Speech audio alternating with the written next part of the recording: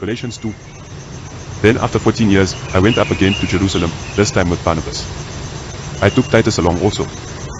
I went in response to a revelation and, meeting privately with those esteemed as leaders, I presented to them the gospel that I preach among the Gentiles. I wanted to be sure I was not running and had not been running my race in vain. Yet not even Titus, who was with me, was compelled to be circumcised, even though he was a Greek. This matter arose because some false believers had infiltrated our ranks to spy on the freedom we have in Christ Jesus and to make us slaves. We did not give in to them for a moment, so that the truth of the gospel might be preserved for you. As for those who were held in high esteem, whatever they were makes no difference to me. God does not show favoritism. They added nothing to my message. On the contrary, they recognized that I had been entrusted with the task of preaching the gospel to the uncircumcised, just as Peter had been to the circumcised. For God, who was at work in Peter as an apostle to the circumcised, was also at work in me as an apostle to the Gentiles.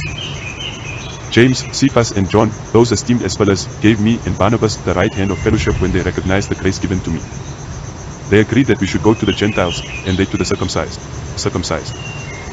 All they asked was that we should continue to remember the poor, the very thing I had been eager to do all along. When Cephas came to Antioch, I opposed him to his face, because he stood condemned. For before certain men came from James, he used to eat with the Gentiles. But when they arrived, he began to draw back and separate himself from the Gentiles, because he was afraid of those who belonged to the circumcision group. The other Jews joined him in his hypocrisy, so that by the hypocrisy even Barnabas was led astray. When I saw that they were not acting in line with the truth of the gospel, I said to Cephas in front of them all, "You are Jew, yet you live like a Gentile and not like a Jew. How is it, then, that you force Gentiles to follow Jewish customs? We who are Jews by birth and not sinful Gentiles know that the person is not justified by the works of the law, but by faith in Jesus Christ. So we, too, have put our faith in Christ Jesus, that we may be justified by faith in Christ and not by the works of the law, because by the works of the law no one will be justified. But if, in seeking to be justified in Christ, we Jews find ourselves also among the sinners, doesn't that mean that Christ promotes sin? Absolutely not. If I rebuild what I destroyed, then I really would be a lawbreaker. For through the law I died to the law so that I might live for God. I have been crucified with Christ, and I no longer live, but Christ lives in me.